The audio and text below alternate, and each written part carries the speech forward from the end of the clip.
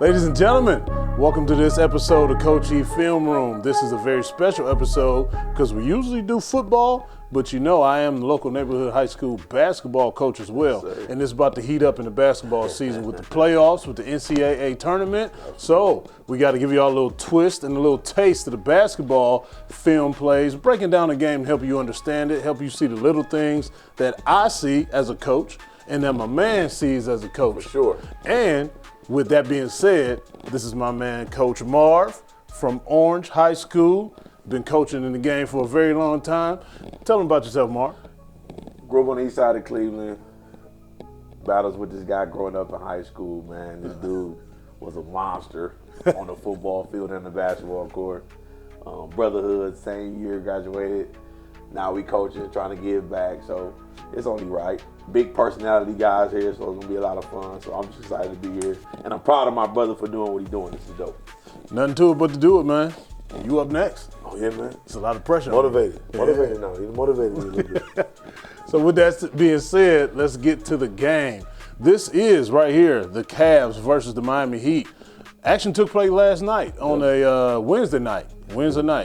So we got a couple key plays we're gonna run through here, break it down so you can see what we see like I mentioned before. So you have Evan Mobley initiating the fast break. You always want the ball in the middle of the court to have so many options that you can get to on the fast decision-making process. So like I said, you have the wing right here nice and wide. You got another guy, Max Strus, at the bottom of the screen filling the wing on the outside as well. Evan Mobley pushing the ball up the middle. He has Darius Garland. He can either go to the corner or hang right here on the wing.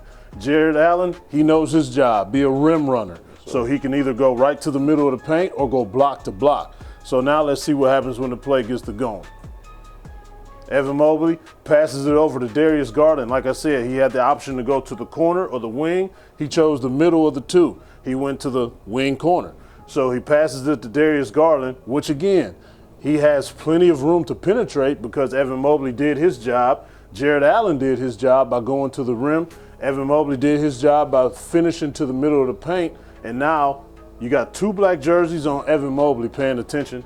And you got Jared Allen being the opposite block guy. He's open for a dish down for Darius Garland, or he's option Evan Mobley can come right here on the block, post up, or Darius Garland can go inside and attack and hit a floater or a pull-up jumper. Or he can kick it out to Max Strus at the top of the key because this guy right here is going to sink down in because of the penetration of Darius Garland. So let's see where they go with this play. Darius pulls up, passes it down below to Evan Mobley for an easy 2-point layup bucket. That's the way you want to run a fast break. That is perfect, and that's the way the Cavs need to play in order to make it to the next round, into the next level in the playoffs this year. Absolutely. All right, we got another play here. Now the Cavaliers are on defense. This is the part that scares me with our defense right here as a whole, as a team, especially in the middle. Evan Mobley and Jared Allen being a little bit lighter in the britches than I really want them to be, we can get bullied down low, which will open up a lot of things for other teams down low. You know that today's NBA is you have to be long, lanky, athletic. Not physical. Exactly. We need to get way more physical than what we are in order to hold down the defensive end. So right here you have Bam in a triple threat position against Jared Allen. Jared Allen is there in a good defensive stance, waiting for him to make the move. But my fear is Bam is a very aggressive person. Jared Allen doesn't want anything to do with any kind of aggression. So let's see what happens right here. Bam sweeps through, bodies him, pushes him off. Could have been an offensive foul, but it wasn't called because Jared Allen just absorbed the contact and went backwards as if he didn't want anything to do with it. If he would have played the acting job, did and tried to take a charge. Might have got a whistle. Exactly. Flop, just like he said, could have got a whistle, but instead he took the soft way out, and that's exactly what happened. It's an and one bucket. Now Jared Allen picks up a crucial foul, and you never know. In the end of the game, he could be in foul trouble just because of that tic-tac foul that shouldn't have even been a foul. He should have held his ground and made a good defensive play, make Bam shoot over him, contest that shot. What'd you think, Amar? I agree with you, Ev. At the end of the day, Bam Adebayo, 17 feet away from the rim. I think he was too close. I think you give him arm's length. Exactly. With the option to just go ahead and pull up. Anytime you're sitting that close to a guy, I don't care if it's you guard me at 43. If you that close to me, I'm going by you. If you 19, I'm too close. Just like that. I'm too close. Giving him some space. You got long arms. You got length.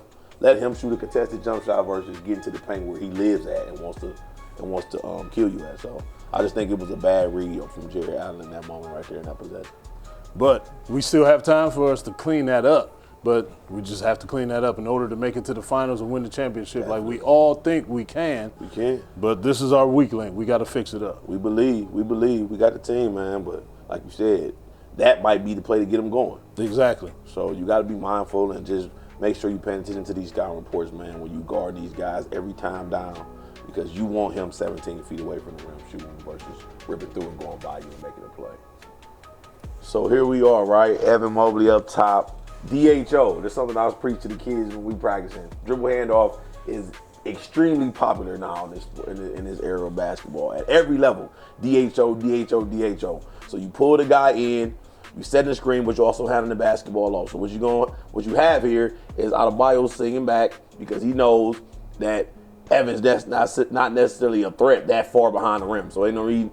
The same thing I just said last play. Right. He's like, okay, he's not a threat. Let me back up. Arm's length. Arm's length. Arm's length. So he's about to hand the DHO to to Mitchell. Mitchell's going to turn the corner. Now, everything on the backside is what's crucial. His help side, seeing the ball, this guy's reaction, help side, simple basketball, simple defensive stuff that we teaching our kids right now at the high school level. See man, see ball, head on the swivel. What's going to happen is nobody's head is on the swivel. They're watching the ball, which is a pandemic at every level of basketball. Shot go up, everybody watch. Ball over there, everybody looking. Nobody's down in the stands, nobody's head moving to seeing where the ball is, seeing where the man is. And this is what you're going to get. He's going to turn the corner. Everybody's captivated that he has the basketball now, so they're not watching their man.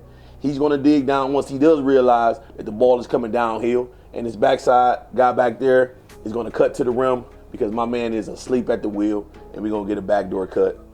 This is AAU basketball working in the NBA. And that's what we need to do as well. The good thing about that is good offensive movement. Everybody was cutting, everybody was moving, and just like Coach Marv said, the defense chose to stand still. Sure. But D-Wade hit him with that backdoor cut wide open. You never want to stand still on offense. It's imperative that you have any kind of movement that you can get to keep the defense looking or getting them focused on one spot, and then you attack the other spot. So that's exactly what just happened to a T. It's perfect. Absolutely. I tell my guys all the time, you're easy to guard when you stand still. Exactly. There's nothing you can do. What are you doing? You're not moving. At all. So you good. Wherever the ball is, it doesn't matter because you're not moving to make your guy do anything. So he's already sitting in the hoop, sitting head in the hoop, and it helps defense. Right. With no reason to react because you stand still. Statue. Crazy. So now, pandemic is back. Right, you think it's COVID, right? No, it's not. It's basketball where the world is right now. We are watching the basketball, and nobody is finding their man when the shot goes up for the Miami Heat, which we will take because, hey, we root for the Cavs. It's 216 around here, right? Right. But at the end of the day, everybody eyes on the ball. Okay, Rozier, Cleveland guy, he's kind of seeing both with his peripheral vision. He kind of sees the ball, and he's a step away from his man. Adebayo's back to the ball, back to the help side. His back. I would be in film tearing my kids up if I pause the game right here and their head is in the hoop and they don't see the man and see the ball. As well as you should. This is millionaire basketball we watching, making 5th grade level mistakes. And that's the problem. Look at this. All this action move. He didn't dribble, got to the rim, and my man still ain't moved. Adebayo still ain't moved. Nobody's located my man 35 back here. At the end of the day, they just watching the game is what I would be screaming. Y'all watching the game. So a shot's going to go up, and Evans, I believe, going to get a tip dunk because nobody boxing out. Just fundamental stuff, man. So I'm going to go back to that first play what I showed with Evan Mobley and what I was preaching about how I want him to play. I want him to be this aggressive on every level of the game. He will be the X factor every single game if he does this right here. I don't care what you think. I don't care what you think you just saw. That looked like a regular tip put back dunk to y'all. But what that does is send a message to the defense. Don't jump with me. So now they're not looking for that rebound. They're not looking for that defensive rebound to push up the court. They're worried about where he is right now. because how he just came in on that weak side and dunked that putback, that's how he needs to be aggressive, just like that every single time. If he does that, we are a different team, total different team. And I don't see who can mess with us if he is consistent like that. Mobley. Yeah, Mobley exactly. got Kevin Garnett, Minnesota vibes, man. But I don't think he understands how good he can possibly be. That's exactly what I was about to say. You go back and watch KG early in his career, doing everything. Points, rebounds, assists, steals, blocks, defense, finishing around the rim, guarding people, quick feet, long hand. Like, he is a machine and got superstar written all over him, but it's like nobody's telling him that. Somebody needs to tell him. Somebody got to tell him. Somebody needs to tell him to do this every single gotta play. tell him. Every single play. Somebody got to tell him. Somebody got to tell him. That's the perfect guy we need. He's the X factor. For sure. For sure. So right here we have another play with Evan Mobley pushing the ball just like I want him and expect him to. Where's the ball at? In the middle of the court. He makes that decision up immediately. As soon as he gets that rebound, he is in the go position everywhere. So you have Dean Wade filling in his lane right there. You have Okoro right here doing what? Just like I said, what Garland was supposed to do last time, either go to the wing or the corner. He's in the full sprint, making his mind up right there. And then you have Donovan Mitchell. He can be the person that fills in right here. Evan Mobley will pull it right here in half court. Donovan Mitchell will come right here, fill that lane in. And this guy right here, I think that's Ty Jerome, he will be the outlet guy. So he's going to trail that play. More likely he's going to stop at the three-point line because that's just what he does. So we have an option here with the Okoro going to the corner. Got an option with Dean Wade filling the lane, possibly getting the layup. Got an option here with Donovan Mitchell coming around, filling his lane, possible layup or pull up or whatever he wants to do. And then you have the trail guy coming in at the end. Let's see what happens. Evan Mobley pushing it. And exactly what Coach Marv was talking about the last play, that fifth grade mistake on $1 million basketball level. So if we stop it right here, just like I said, Okoro went to the wing and he said, guess what? This is the same number 9 that had his back turned the last play. I was about to rip him. He getting free money in the NBA, missing all this bad help side defense, getting up all these buckets. What are y'all doing up there, Pat Riley? What y'all paying up there, man? This dude doing out here? He be on South Beach too much. That's clearly. Oh my God. So Okoro said, you know what? He's not even looking at me. Why would I stop at the wing? Let me just go ahead and continue to attack the basket. And just like I said last time with the play, 1, 2, 3, 4 guys looking at Evan Mobley in the middle of the court with the ball, not even paying attention to their surroundings. Right. You got Bam trying to come up behind him and get a poke drill on. Not even going to happen because why? He took that route straight to the basket, sees him, and hits him wide open for the layup. Just protect the rim at all times. He was in limbo because he wanted to come back out and cover this guy hanging out at the 3 when he should have just went straight to the hole and protected the rim and made him pass it to Jerome for the 3. You give up a 3 before you give a wide open layup. Any level of basketball you coaching. Any level. That's elementary, my dear Watson. Bro. So let's see right here. I think this is the steal. Yeah, this is the steal. I'll take it. Why we still doubling Kevin Love in this point of his career, I'm not sure, but I'll take it. Shout out to Kevin Love, 16 champ. We love you, K-Love, but it's 2025, baby. You over the hill, you out there getting a free check. We should not be doubling you right here in this moment. I'm glad it worked out for us. Right. But Kevin Love is not the man to double team on the post right now, but I'll take it. But if you look at that whole play was made by Okoro. Yep. Watching the ball and not settling, getting the defensive rotation. Anticipating. He sees, and KYP, knowing his personnel, Facts. just like you said, there's no reason to double Kevin Love. But since they did, he know he has to dive to cover that diver right there. And Garland sliding over. I call the term head in the hoop when I'm coaching. I tell guys head in the hoop, head in the hoop, head in the hoop. Head in the hoop just means exactly that. Get in the middle of the floor. The ball's on the strong side of the floor. Head in the hoop for guys on the weak side. You maintain a positive help side defense on the backside. And then you can recover on skips. So it's always head in the hoop, head in the hoop. Garland goes head in the hoop, which again allows Kevin Love to see no daylight. And he ended up turning it over because Okoro jumped the passing lane. Hustle. Hustling hard. Then, at the same time, Max Strus came up with that steal, poked it to Okoro. Might as well reward him for that defensive pressure and that defensive activity that he had. For sure. I would love to see Okoro take the smaller man straight to the basket, under control, knowing what he's going to do by now with whatever move he's going to hit him with down here to get the easy two. But Jared Allen did a damn good job rim running, like I said he always does, going rim to rim, and then filling in for the garbage point right here. Yeah, That's that absolutely worked out. perfect. That worked out. Yeah. Didn't have two high-level defenders on the backside of that. Duncan Robinson is not known for defense. So, I mean, he attacked him. He's a pretty solid guy, but he attacked him, brought the pressure, and like you said, he hung back.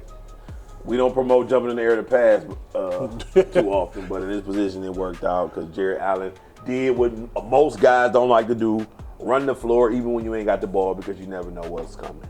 Might as well get 2 points out of it. Might as well. Now, if he didn't run the floor thinking it was a wide open layup, it's a turnover. Exactly. Shout out to Jared Allen.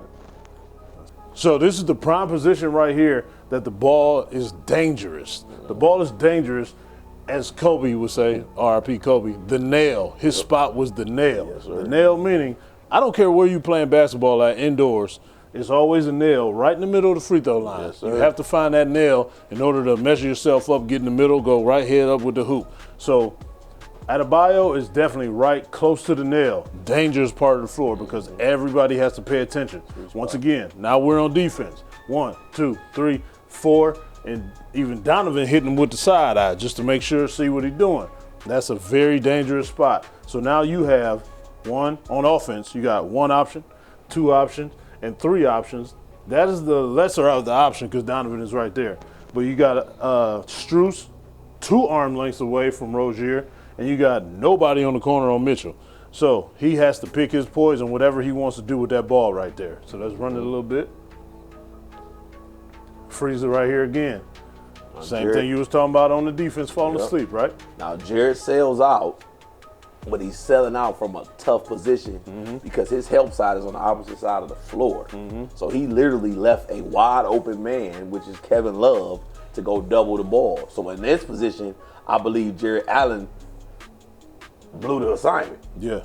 At the end of the day, if he's going to make this fadeaway, he got no dribble. His dribble's dead. If he's going to make a fadeaway over Garland right here, we'll live with that. Live with that all day. At the end of the day, if you're selling out to nobody on the outside of the floor, and luckily Kevin Love wants to just shoot threes now. Right. This was Minnesota Love. This would have been a dive to the rim and a dunk. Slam dunk. So the fact that he retreated to the corner actually helped us out, even though he still made it. But this is a bad position for Jared Allen to double with nobody over there to slide over and rotate on the Kevin Love.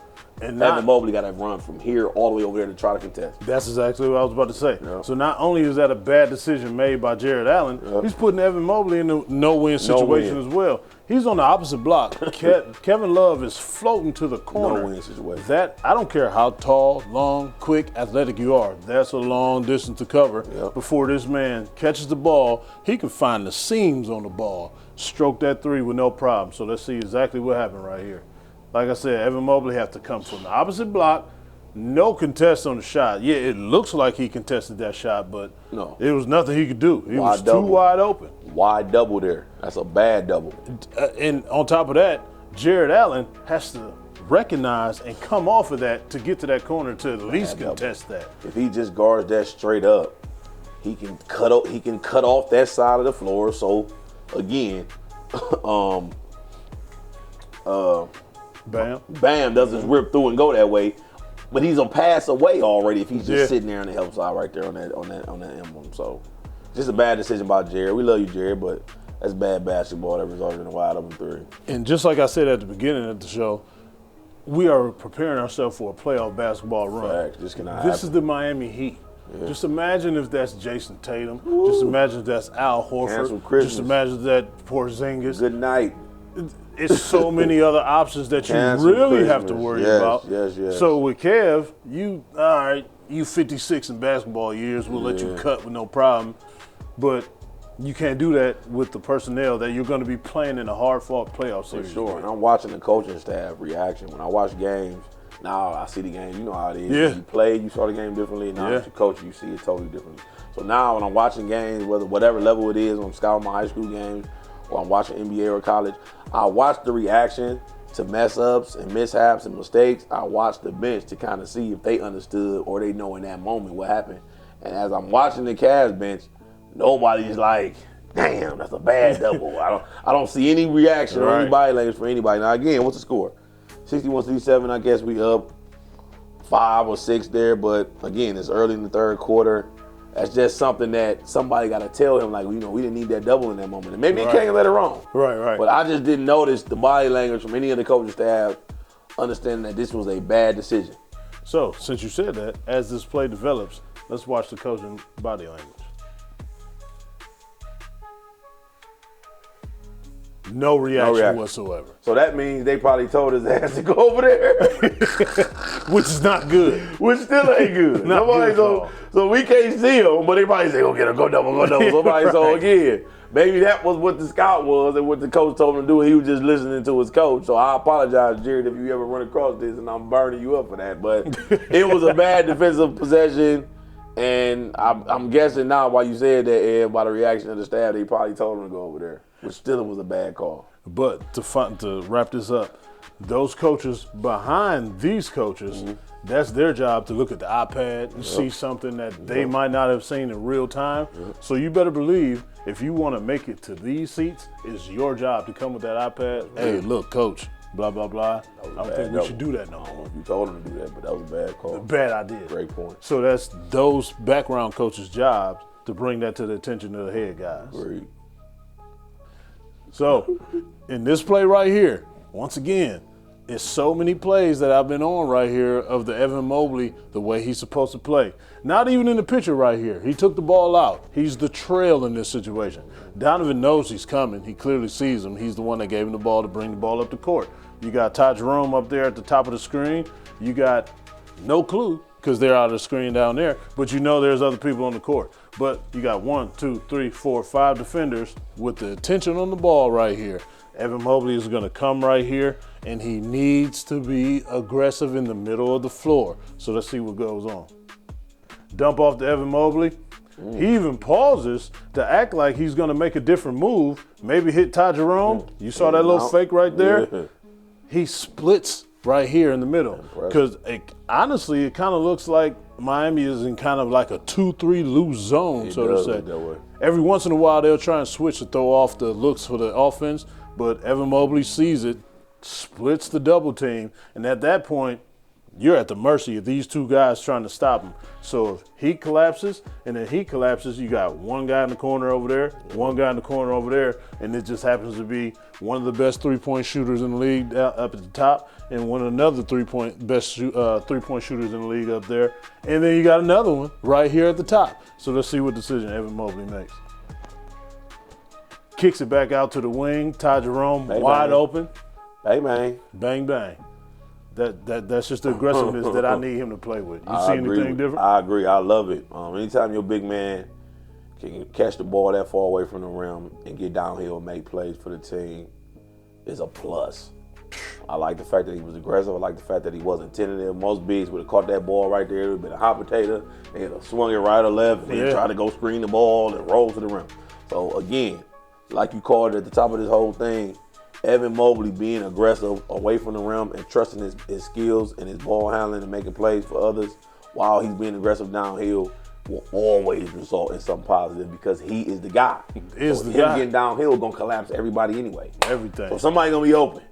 Or if nobody come, he finish over the top of somebody and we still win. So hopefully it's a monkey dunk. Not no finger roll. I agree. He liked the finesse. He liked that's just his era of basketball. Like, us coming up 80s babies, man, growing in the 90s, like it was all physical, it was all rough, it was all break the rim. You know what I'm saying? Like now it's all about the fillet and lay and jumpers and finger rolls and and ice and step back. Like floater. I hate floaters. It's a point in the time in the game that you can use a floater, but that just seems like that's the go-to shot nowadays. They're working on it. Man. It pisses me off. They're working on it. Why you go put it on the square? Go try to smack the glass. What happened to smacking the glass? That doesn't exist anymore. You never see workouts guys like telling the player to smack the glass. Right. We religiously, like smacking the glass was if you couldn't dunk, I'm going to try to smack this glass and break it. Hopefully I break it. Oh, my goodness. But it's aggression. Yes.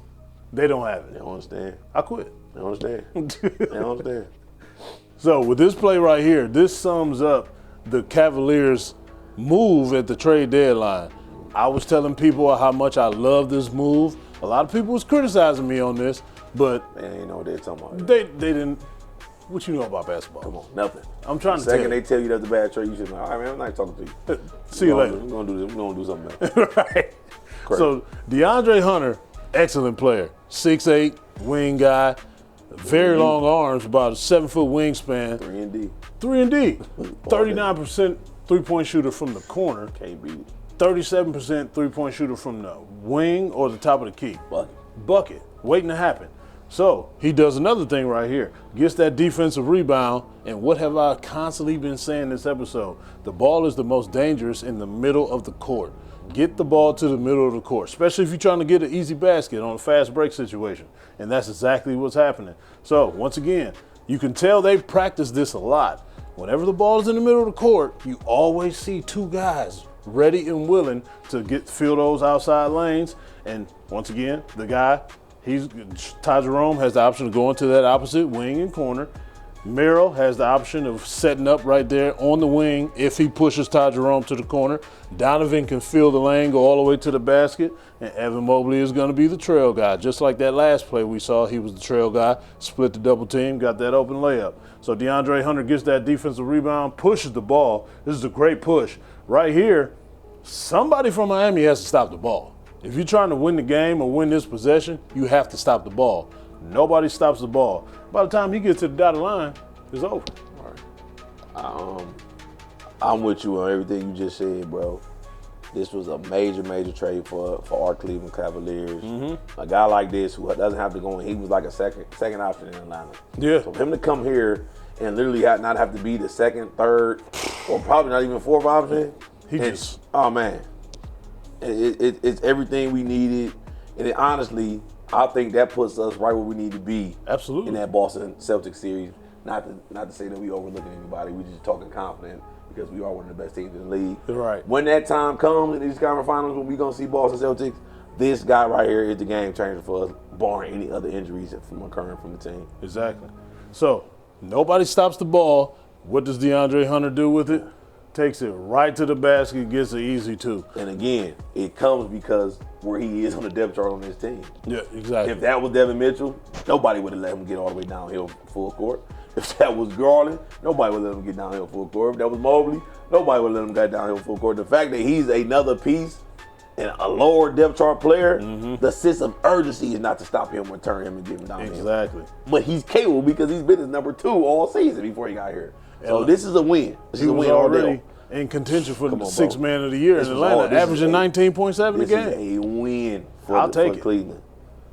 It's just that's all these fast break plays that we have been running and breaking down comes to the same conclusion. Easy bucket, easy layup, right down the middle of the court for the Cavs to continue to run the score up. And in the playoffs, I understand it's going to be a lot slower. You might not get that many fast break opportunities, but the ones that you do get, you must capitalize on it if you want those easy buckets to add up. Bro, easy baskets at any level of basketball is something that a coach's dream.